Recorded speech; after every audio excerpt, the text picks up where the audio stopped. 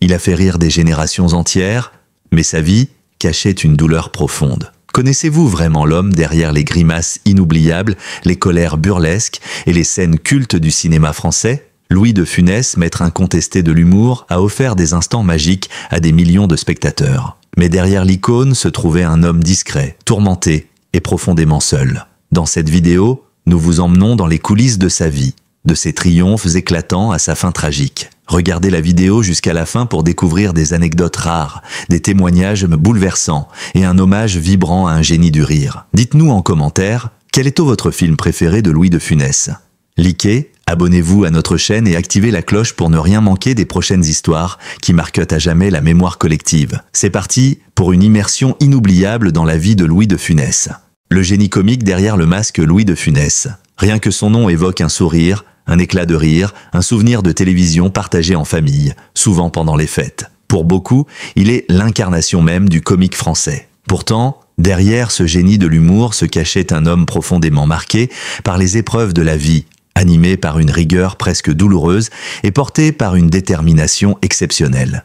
Né le 31 juillet 1914 à Courbevoie, Louis-Germain David de Funès de Galarza est le fils d'un avocat espagnol et d'une mère férue de piano. À la maison, on parle espagnol, on vit simplement, mais avec une certaine culture. Pourtant, Louis ne brille ni par ses résultats de scolaire, ni par son comportement. Il est timide, réservé, même effacé, rien ne le destine à la lumière des projecteurs. Après une adolescence modeste, il enchaîne des petits métiers, dessinateur de mode, employé de bureau, puis pianiste dans des bars. C'est dans ces lieux qu'il observe, qu'il imite, qu'il affine son regard acéré sur le monde. Le théâtre entre dans sa vie presque par accident. Sa femme, Jeanne Barthélemy, qu'il épouse en 1943, croit en lui. Elle l'encourage à suivre des cours d'art dramatique et Louis accepte. Il découvre une passion, une énergie qu'il ne soupçonnait pas. Il monte sur scène, décroche des rôles secondaires, souvent anecdotiques. Pendant près de 15 ans, il reste dans l'ombre des grands, cantonné à des apparitions de quelques minutes. Pourtant, chaque geste, chaque grimace, chaque réplique est exécutée avec une précision chirurgicale. Ce n'est qu'au début des années 60 que le miracle se produit. Grâce à des films comme Pouic Pouic, 1963, Le Gendarme de Saint-Tropez, 1964, et Le Cornio, 1965, Louis de Funès explose littéralement. Son style unique, fait de grimaces, de colère théâtrale, de gesticulations effrénées, devient sa marque de fabrique. Il joue avec le langage du corps comme un musicien virtuose. L'absurde côtoie le génie dans chacun de ses personnages, souvent autoritaires, hypocrites, colériques, mais toujours terriblement humains. À l'époque, la France change. Les 30 Glorieuses battent leur plein, la société se modernise, la télévision entre dans les foyers. Et Louis de Funès devient le miroir comique de cette époque tourmentée. Il joue les chefs d'entreprise dépassés, les gendarmes rigides, les bourgeois paniqués. Son cinéma est populaire mais jamais vulgaire. Derrière ses excès, il dénonce, caricature, souligne les travers d'une société en pleine mutation.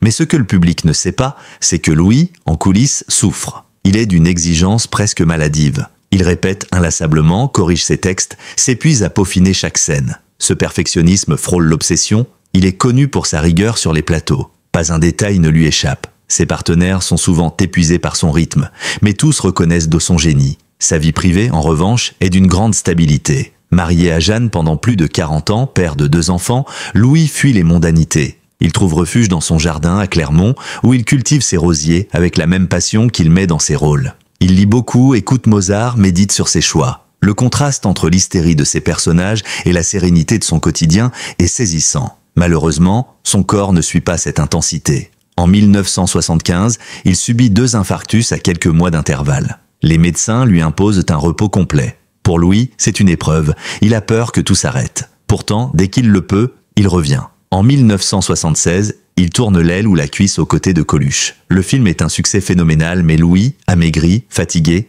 doit adapter son jeu. Moins de courses, moins de cris, mais toujours cette étincelle dans le regard. Il accepte de ralentir, un peu, refuse des projets trop lourds, privilégie des rôles plus posés. Pourtant, il reste hanté par le besoin de faire rire. La zizanie, la soupe aux choux, le gendarme et les gendarmettes, tous ces derniers films sont accueillis comme des événements. Le public le soutient, l'aime profondément, comme un membre de la famille. Car au-delà de l'acteur, c'est l'homme qu'ils perçoivent. Fragile, sensible, profondément attachant. C'est aussi cette humanité qui le rapproche de son complice de toujours, Bourvil. Avec lui, Louis de Funès forme un duo mythique dans La Grande Vadrouille, 1966. Bourvil, tout en douceur, en naïveté, incarne le contrepoint parfait de la folie de Funès. Mais derrière son sourire tendre, Bourvil cache une terrible nouvelle. Il est atteint d'un cancer de la moelle osseuse. Il continuera de tourner sans jamais se plaindre jusqu'à sa mort en 1970, à seulement 53 ans. Sa disparition bouleverse Louis, qui perd un véritable ami et partenaire de jeu. Cette première perte marque un tournant dans la vie de Funès. Il comprend alors que le temps est compté. Chaque film devient un adieu possible. Cette conscience aiguë de la fin le pousse à donner toujours plus, quitte à s'épuiser. C'est peut-être là, dans ce don total de soi, que réside le secret de son génie. Le poids du succès, la solitude des icônes, Louis de Funès derrière ses mimiques délirantes et son énergie débordante, était un homme farouchement secret. Si le public le voyait comme une pile électrique prête à exploser à chaque instant, ses proches le connaissaient comme un homme anxieux, hypersensible et d'une rigueur presque austère. Il ne sortait jamais sans préparation, n'improvisait que rarement et vivait dans la peur constante de ne plus être drôle, de ne plus être à la hauteur. Ce paradoxe entre la joie qu'il procurait et la tension intérieure qu'il subissait le rongeait lentement. Son quotidien, il le passait à l'abri des regards, dans son château de Clermont, au cœur de la Loire-Atlantique. Là-bas, loin du bruit et du tumulte parisien, il retrouvait une forme de paix. Passionné de botanique, il cultivait ses roses avec autant d'acharnement qu'il peaufinait ses scènes. Ce havre de tranquillité était aussi une nécessité. Louis avait besoin d'un équilibre, d'un sanctuaire où il pouvait redevenir un homme ordinaire, un époux, un père, un jardinier. Pourtant, cette retraite choisie n'effaçait pas le poids du succès. Dès qu'il quittait son domaine, les foules l'acclamaient. Il ne pouvait marcher dans la rue sans déclencher des attroupements. Cet amour du public, s'il le touchait, le mettait aussi mal à l'aise. Il refusait de se considérer comme une star. Il ne donnait que très peu d'interviews, fuyait les plateaux télé et détestait les mondanités. Pour lui seul comptait le travail, l'art, le jeu. Il voulait être jugé sur ses performances, pas sur son image.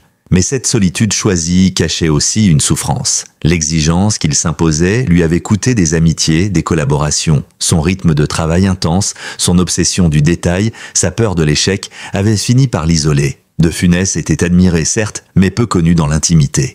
Même ses partenaires de tournage disaient de lui qu'il restait un mystère. Michel Galabru, qui l'a accompagné dans la série des Gendarmes, disait souvent « Louis était un homme qu'on aimait à distance. Il était drôle à l'écran mais très sérieux dans la vie. » Cette tension intérieure rappelle un autre monument du rire français, Coluche.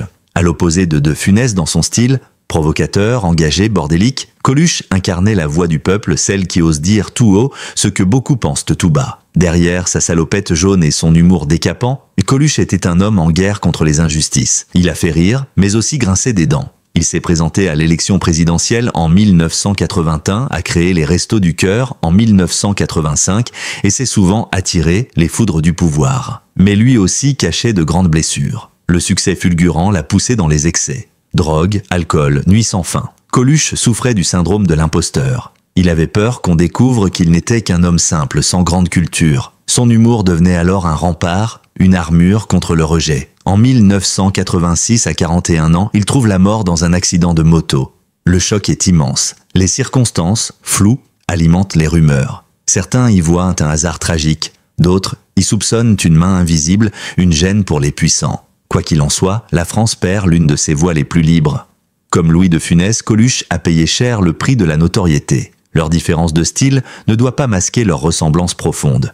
Tous deux étaient des perfectionnistes, des hommes tourmentés, qui ont mis leur talent au service du rire, tout en portant un poids intérieur immense, et tous deux ont marqué l'histoire du cinéma et de la télévision bien au-delà de leur rôle. Revenons à Louis. En 1980, alors que sa santé reste fragile, il accepte de tourner un film étrange et poétique. La soupe aux choux. On y découvre un de Funès différent, plus calme, plus contemplatif, incarnant un vieux paysan solitaire qui communique avec un extraterrestre. Derrière l'humour décalé du film, on perçoit la nostalgie d'une France rurale disparue. Et peut-être aussi la mélancolie d'un homme qui regarde sa propre vie défiler. C'est un adieu déguisé, un message tendre à un public qui l'a tant aimé. Mais Louis ne veut pas s'arrêter là. Il tourne encore un dernier Gendarme, malgré la fatigue, malgré les avertissements médicaux. Il a conscience que c'est probablement la dernière fois. Et effectivement, après la sortie du film, sa santé se détériore. Le 27 janvier 1983, il s'éteint paisiblement à 68 ans, entouré des siens. La nouvelle fait la une de tous les journaux. Le pays entier pleure. Le rire vient de perdre l'un de ses plus brillants serviteurs. La France n'avait pas encore totalement mesuré la perte. Ce n'est qu'au fil des années, avec la rediffusion constante de ses films, les témoignages de ses collègues, les anecdotes racontées par ses proches, que l'on a pris conscience de l'ampleur de son héritage. Louis de Funès n'était pas qu'un comédien comique. Il était un artiste total, un artisan du détail, un homme humble et exigeant qui a consacré sa vie à offrir de la joie aux autres. Comme lui, Pierre Desproges a su utiliser le rire comme une arme contre la bêtise. Mais lui aussi fut rattrapé par une fin prématurée. Atteint d'un cancer du poumon, Desproges meurt à 48 ans, laissant derrière lui une œuvre dense, noire, acide, profondément intelligente. Sa phrase culte « On peut rire de tout, mais pas avec tout le monde » résume à merveille cette frontière ténue entre humour et douleur. Louis de Funès n'aurait peut-être pas osé une telle phrase, mais il l'aurait comprise. Lui aussi savait que le rire, quand il touche au cœur, porte en lui une vérité. Une vérité qu'il ne criait jamais, mais qu'il murmurait dans ses rôles, dans ses silences, dans ses regards. Héritages et fantômes du rire. 40 ans après sa disparition, Louis de Funès continue de faire rire. À la télévision, ses films sont rediffusés avec une régularité presque rituelle. Sur YouTube, ses extraits les plus célèbres cumulent des millions de vues. Des générations d'enfants, nés bien après sa mort, découvrent ses mimiques, ses colères feintes, son humour inimitable. Il est devenu intemporel. Mieux, il est devenu une légende. Mais que reste-t-il vraiment quand l'homme s'efface derrière le personnage ? Que nous dit cette postérité presque mythologique du comédien discret qu'il fut toute sa vie ? Derrière les fous rires et les grimaces se cache une œuvre immense, mais aussi une douleur sourde. Louis de Funès n'a jamais reçu de César, jamais été officiellement décoré de son vivant, ignoré par une certaine critique qui considérait son art comme mineur. Il n'appartenait ni à la nouvelle vague, ni aux milieux intellectuels parisiens. Il faisait du cinéma populaire, ce mot trop souvent méprisé, et pourtant, c'est lui qui remplissait les salles. C'est lui que les Français aimaient profondément, sincèrement. Aujourd'hui,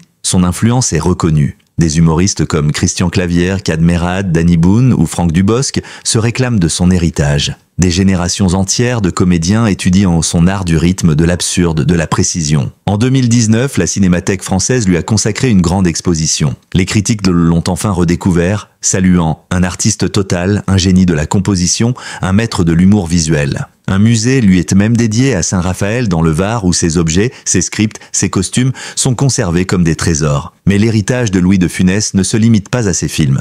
Il a ouvert une voie, il a prouvé qu'on pouvait faire rire sans vulgarité, sans tricherie, sans cruauté. Son humour n'a jamais été blessant. Il ridiculisait l'autorité, la bêtise, la prétention, mais toujours avec humanité. C'est peut-être là, dans cette tendresse pour ses personnages, aussi ridicules soient-ils, que réside son génie. Cette approche délicate du rire rapproche Louis de Funès d'autres grandes figures disparues. Michel Galabru, son partenaire dans Les Gendarmes, confiait peu avant sa mort en 2016. Louis ne jouait pas des personnages, il les habitait. Il ne faisait pas semblant. Il vivait chaque scène comme une vérité. Galabru, lui aussi, portait une tristesse intérieure. Après la perte tragique de son fils, il avait sombré dans une profonde dépression, continuant malgré tout à jouer, à faire rire, à apparaître sur scène jusqu'à un âge avancé. Comme si le rire était, pour lui aussi, un moyen de survivre. Cette dualité entre la lumière du comique et l'ombre de l'homme est une constante chez les plus grands. Robin Williams, géant américain du rire et du drame, semblait fait pour illuminer les vies. Et pourtant, en 2014, il mettait fin à ses jours, emporté par une maladie neurologique dévastatrice et une souffrance morale immense. Son départ brutal a secoué le monde entier, révélant une fois de plus que les clowns sont souvent les plus blessés. Le destin de Funès s'inscrit dans cette lignée. Il n'a pas mis fin à ses jours, il n'a pas sombré dans les excès, mais il a donné jusqu'à son dernier souffle. Il savait que chaque film pouvait être le dernier, et il l'a accepté. Il a continué avec une humilité rare à faire son métier. Non pas pour la gloire, mais pour le public. Dans une interview accordée à demi-mot à la fin de sa vie, il avait dit « Si j'ai pu faire rire un peu, c'est déjà beaucoup ». Cette phrase résume tout. Il n'a jamais cherché à être une idole, il voulait simplement apporter de la joie. Et il y est parvenu, mieux que quiconque. Mais à quoi sert le rire quand la tristesse guette ? Pourquoi ces artistes, ces génies comiques, semblent-ils si souvent hantés par le doute, la peur, la douleur ? Parce que faire rire n'est pas léger, c'est un travail de précision, un engagement total, un don de soi. C'est transformer ses angoisses, ses failles,